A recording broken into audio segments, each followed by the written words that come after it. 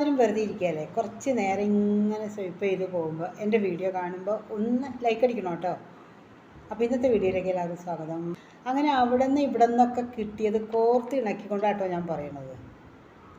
അപ്പോൾ ഒരു ഉദാഹരണം പറയാം. അപ്പം നമ്മൾ ഇപ്പോൾ സത്യം പറഞ്ഞാൽ ആരും ഒരു ബന്ധങ്ങളില്ലാന്ന് തന്നെ പറയാം അല്ലേ. പണ്ടൊക്കെ എങ്ങനെയാണെന്ന് വെച്ചാൽ ഒരു വിശേഷം വരുമ്പോൾ എല്ലാവരും കൂടും, തലേ ദിവസം തന്നെ വരും. അത് അവരവരെ കൊണ്ട് എന്ത് സാധിക്കുമോ അതൊക്കെ ചെയ്യും, സഹായിച്ചു കൊടുക്കും. അങ്ങനെയൊക്കെയുള്ളൊരു ഇതായിരുന്നു. പക്ഷേ ഇപ്പോൾ അങ്ങനെയുണ്ട്. ഇപ്പോൾ നമ്മളൊരു ഫംഗ്ഷന് വിളിച്ചു കഴിഞ്ഞാൽ നമ്മൾ ആ സമയമാകുമ്പോൾ ചെല്ലും. എന്തെങ്കിലും കുറച്ച് നേരം ഫംഗ്ഷനൊക്കെ കഴിഞ്ഞ് ഫുഡൊക്കെ കഴിച്ചിട്ട് നമ്മൾ അപ്പോൾ തന്നെ പോരും. ഒന്ന് ഹെൽപ്പ് ചെയ്യാനോ അല്ലെങ്കിൽ ആ ഒരു മൈൻഡിലേക്ക് ഇപ്പോൾ നമ്മൾ പോകണില്ല അല്ലേ. അത് ഞാനും അതെ കേട്ടോ, നിങ്ങളും അതേ ഇരിക്കാം. കാരണം അല്ലെങ്കിൽ നമുക്ക് അതുപോലെ നമ്മൾ ചിന്തിക്കണം എന്തായിരിക്കും, നമ്മുടെ വീട്ടിൽ വന്നപ്പോൾ അവർ നമുക്ക് വേണ്ടി ഒന്നും ചെയ്തു തന്നില്ലല്ലോ, പിന്നെ എന്തിനു നമ്മൾ അങ്ങോട്ട് ചെയ്യണം? ഈ ചിന്താഗതിയിലേ നമ്മളെ അങ്ങനെ ചെയ്യിപ്പിക്കണത്. ഇപ്പോൾ നമ്മുടെ വീട്ടിൽ, എൻ്റെ വീട്ടിലിപ്പോൾ എന്തെങ്കിലും ഒരു ഫംഗ്ഷൻ ഉണ്ടായിരുന്നു. ചിലവർ വിളിച്ചാൽ വരില്ല. അങ്ങനെ വരുമ്പോൾ നമ്മൾ തിരിച്ച് അങ്ങോട്ട് വിളിക്കുമ്പോൾ നമ്മൾ ഒന്ന് ചിന്തിക്കും, വേണോ വേണ്ടയോ എന്ന് ചിന്തിക്കും അല്ലേ, പോകുന്ന കാര്യത്തിൽ. അല്ലെങ്കിൽ അവർക്ക് സഹായത്തിന് നമുക്ക് വേണ്ടി സഹായിക്കാൻ ആരും ഉണ്ടായില്ല എന്ന് തോന്നുമ്പോൾ നമ്മളും അതേപടി തിരിച്ചങ്ങോട്ട് കാണിക്കും. ഇത് ആരെയും കുറ്റം പറഞ്ഞിട്ട് കാര്യമില്ല കേട്ടോ. നമ്മുടെ ജീവിത ലൈഫ് എന്താ പറയുക, നമ്മുടെ ഈ ലൈഫ് സർക്കിൾ അങ്ങനെയായിപ്പോയി. ബന്ധങ്ങൾ എന്ന് പറയുന്നത് വളരെയധികം അകന്ന് പോയിക്കൊണ്ടിരിക്കുന്ന ഒരു ഇതാണ് നമ്മുടെ ഇപ്പോഴത്തെ ഈ ജനറേഷൻ എന്ന് വേണമെങ്കിൽ പറയാം. പണ്ടൊക്കെ ആഴ്ചയിൽ ഒരു ദിവസം അല്ലെങ്കിൽ ഒരു 10 ദിവസം കൂടുമ്പോൾ അല്ലെങ്കിൽ ഒരു മാസത്തിൽ ഒരു ദിവസം ഏതെങ്കിലും ബന്ധുവിൻ്റെ വീട്ടിൽ പോകും. വെറുതെ കുറച്ച് നേരം ഒരു സുഖാന്വേഷണമൊക്കെ നടത്തിയിട്ട് തിരിച്ചു വരും. തിരിച്ച് അവരും അതുപോലെ വരും. പിന്നെ കുറേ വർഷങ്ങൾ കഴിയുമ്പോൾ അവരുടെ മരുമക്കൾ അവർ വേറെ വീട്ടിൽ നിന്ന് വന്നവരായിരിക്കും. അല്ലെങ്കിൽ മകൻ കല്യാണം കഴിച്ചുകൊണ്ട് അല്ലെങ്കിൽ മകൾ കല്യാണം കഴിച്ചത്, അങ്ങനെ ഇങ്ങനെയൊക്കെ ബന്ധങ്ങൾ മാറുമ്പോൾ കുറച്ച് ദൂരെയാണെങ്കിലും ചിലപ്പോൾ നമുക്ക് നമ്മുടെ സഹോദര പുത്രിയോ അല്ലെങ്കിൽ സഹോദര പുത്രനോ അങ്ങനെ ബന്ധങ്ങളിലൊക്കെ നമ്മൾ ഓരോ വീടുകളിൽ ചെല്ലുമ്പോൾ നമ്മളവിടെ ചെല്ലുമ്പോൾ അവരുടെ ആ പെരുമാറ്റം അതെങ്ങനെയാണോ അതായിരിക്കുമല്ലേ നമ്മൾ അടുത്ത പ്രാവശ്യം അവിടെ പോകണോ വേണ്ടയോ തീരുമാനിക്കുന്നത്. അങ്ങനെ ഒത്തിരി പേർക്ക് ഒത്തിരി അനുഭവങ്ങൾ ഉണ്ടായിട്ടുണ്ടാകും. കാരണം നമ്മൾ വളരെ സ്നേഹത്തോടെ ആയിരിക്കും ചെല്ലണത്. കാര്യം നമ്മൾ ഉള്ളിൽ വെച്ചിരിക്കുന്ന ആ സ്നേഹം ചിലപ്പോൾ നമ്മുടെ മക്കൾക്ക് അവരോടുണ്ടായി എന്ന് വരില്ല. കാരണം നമ്മൾ നമ്മൾ തമ്മിലുള്ള ഒരു കണക്ഷൻ അങ്ങനെയായിരിക്കും. പക്ഷെ മക്കൾക്ക് അവരുടെ തലമുറ അപ്പോഴത്തേക്കും കുറച്ചൊക്കെ ഡിഫറെൻ്റ് ആയി തുടങ്ങിയിട്ടുണ്ടാകും. പക്ഷെ ചിലവർ ഈ മക്കൾ ചെയ്യുന്നതിൻ്റെ അതേപടി ആ അമ്മമാരോടും കാണിക്കുന്നത് കണ്ടിട്ടുണ്ടാവും. മക്കൾ ചെയ്ത തെറ്റ് അല്ലെങ്കിൽ മക്കൾ അധികം ഇങ്ങനെ ഒരു ബന്ധം നിലനിൽക്കാത്ത രീതിയിൽ അകന്നകന്ന് പോകുന്നുണ്ടെങ്കിൽ ആ ഒരു പേരിൽ അവരുടെ അമ്മമാരെയോ അച്ഛനെയോ എന്താ പറയുക അങ്ങനെയുള്ളവരെ മാറ്റി നിർത്തുന്ന കുറേ ബന്ധുക്കളുണ്ട് അല്ലേ. അത് നമുക്കറിയാൻ പറ്റും. നമ്മളൊരു വീട്ടിൽ ചെല്ലുമ്പോൾ അവർ നമ്മളോട് എങ്ങനെ പെരുമാറണു, നമ്മളോട് സ്നേഹത്തോടെയാണോ, നമ്മുടെ മക്കളെ പറ്റി അന്വേഷിക്കുന്നുണ്ടോ, നമ്മുടെ മക്കൾ എന്താ പറയുക നമ്മുടെ മക്കളെ കുറ്റപ്പെടുത്തുന്നവർ, നമ്മളൊരു വീട്ടിൽ ചെല്ലുമ്പോൾ നമ്മുടെ മക്കളെ കുറ്റപ്പെടുത്തി സംസാരിക്കുന്നവർ ഒത്തിരി പേരുണ്ടാവും അല്ലേ. അപ്പോൾ നമുക്ക് തിരിച്ചറിയണം നമ്മുടെ മക്കളോട് അവർക്ക് എന്തോ ഒരു ഇഷ്ടക്കേടുണ്ട്. അതാണ് അവരാ പ്രതിഫലിപ്പിച്ച് കാണിക്കുന്നത്, നമ്മളെ കാണിക്കുന്നു, അതാണ് നമ്മൾ ചിന്തിക്കുക. പിന്നെ അതേപോലെ നമ്മൾ ബന്ധുക്കളെയൊക്കെ വഴിയിൽ വെച്ച് കാണുമ്പോൾ നമ്മളെ കണ്ടിട്ടും കാണാതെ പോകുന്നവരുണ്ടാവും. നമ്മളൊന്ന് നോക്കി ചിരിച്ചാൽ പോലും അവർ കാണാത്ത പോലെ പോകുന്ന ഒത്തിരി ബന്ധുക്കളുണ്ടാവും അല്ലേ. പിന്നെ ഞാൻ പറയുകയാണെങ്കിലുണ്ടോ, എൻ്റെ അഭിപ്രായം പറയുകയാണെങ്കിൽ ഒരു പ്രാവശ്യം എന്നോട് ഇങ്ങനെ ചെയ്യുള്ളൂ. ഞാൻ നോക്കിയിട്ടും നോക്കാതെ എന്നെ കാണാതെ പോയി അഭിനയിക്കുന്നവർ ഒരൊറ്റ പ്രാവശ്യമേ ഉള്ളൂ കേട്ടോ. പിന്നെ ഞാൻ ആ വഴിക്ക് പോയില്ല. കാരണം വീണ്ടും വലിഞ്ഞു കയറി ചെല്ലണ സ്വഭാവം എനിക്കില്ല, അതിനാവശ്യമില്ല. ചിലവരൊക്കെ പറയും, അതൊക്കെ അങ്ങനെ ഉണ്ടാവും, ജീവിതമാകുമ്പോൾ അങ്ങനെയാണ്, നമ്മളതൊന്നും കണ്ടില്ല കേട്ടില്ല എന്ന് അടിക്കണമെന്ന്. എന്തോന്നല്ലേ, എത്രയാണെന്ന് വെച്ചിട്ടാണ് കണ്ടില്ല കേട്ടില്ല എന്ന് അടിക്കണത്? നമ്മളുടെ ലൈഫ് നമുക്കറിയാം, നമ്മൾ എങ്ങനെ ഒരു വ്യക്തിയാണെന്ന് നമുക്കറിയാം. നമ്മൾ ആർക്കും ഒരു ശല്യത്തിന് പോവോ അല്ലെങ്കിൽ ആരോട് ഇരന്ന് തിന്നാൻ പോവോ ഒന്നും ചെയ്യാതെ നമ്മുടെ കാര്യം നോക്കി നടക്കുമ്പോൾ നമ്മളെ കുറ്റപ്പെടുത്താൻ ഒരുപാട് പേര് നമ്മുടെ പുറകിലുണ്ടാവും. അത് മറ്റൊന്നുമല്ല, നമ്മളോടുള്ള ഒരു അസൂയ എന്ന് വേണമെങ്കിൽ പറയാം. ആ അസൂയയും കുശുമ്പൊക്കെ അതിനൊന്നും മരുന്നില്ലല്ലോ. അപ്പോൾ അതാണ് അവർ ആ മുഖത്തിലൂടെ പ്രകടിപ്പിക്കുന്നത്. എൻ്റെ ഒരു സ്വഭാവം വെച്ചിട്ട് ഞാൻ പറയട്ടെ, ഞാൻ എന്ന വ്യക്തി, ഞാൻ പറഞ്ഞല്ലോ, ഞാൻ എല്ലാവരോടും സോഷ്യലായിട്ട് സംസാരിക്കാൻ ഇഷ്ടമാണ്, ചിരിച്ച് എല്ലാവരുമായിട്ട് കമ്പനി കൂടാനൊക്കെ ഇഷ്ടമാണ്.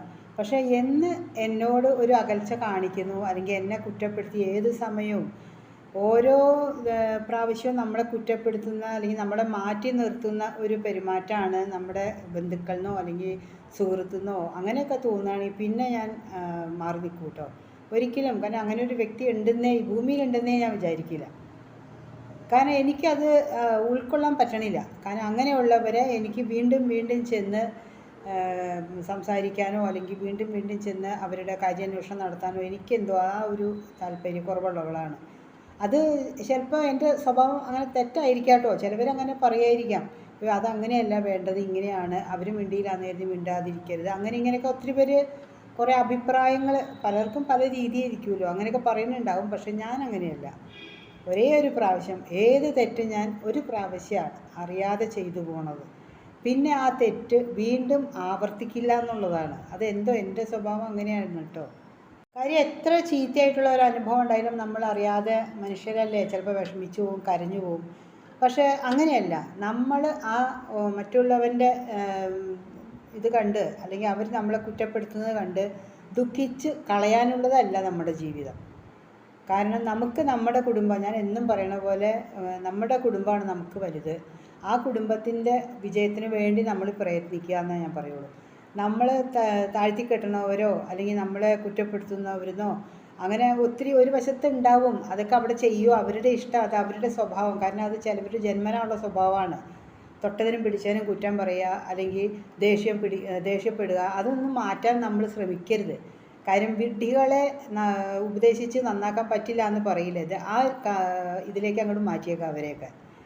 ഞാൻ അങ്ങനെ പറയുള്ളൂ. അങ്ങനെയുള്ളത് ഒക്കെ നോക്കി നമ്മുടെ ജീവിതം കളയാതെ നമ്മുടെ കുടുംബം, നമ്മുടെ ഭർത്താവ്, നമ്മുടെ കുഞ്ഞുങ്ങൾ, നമ്മുടെ മരുമക്കൾ, ആ രീതിയിൽ പോവുകയാണെങ്കിൽ നമ്മുടെ കുടുംബം നമുക്ക് സ്വർഗ്ഗമാക്കി എടുക്കാൻ പറ്റും.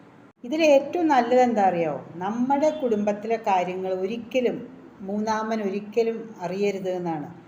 പരമാവധി നമ്മുടെ കുടുംബത്തിലെ കാര്യങ്ങൾ, ചില പെണ്ണുങ്ങൾ അങ്ങനെയാണ്, അമ്മമാരായിക്കോട്ടെ അല്ലെങ്കിൽ മരുമക്കൾ വന്നു കഴിഞ്ഞാൽ പിന്നെ കുറ്റങ്ങളായി അയൽവക്കത്ത് പോയിരുന്ന് വർത്തമാനം പറഞ്ഞ് ഭർത്താവിൻ്റെ വരുമാനം, മക്കൾ കൊണ്ടുവരുന്ന വരുമാനം, വീട്ടിൽ എന്ത് ചെയ്തു, എങ്ങനെ ചെയ്തു, എവിടെ കടം, ഇങ്ങനെയുള്ളതൊക്കെ ഇങ്ങനെ തത്ത പറയണ പോലെ പറഞ്ഞുകൊണ്ടിരിക്കും.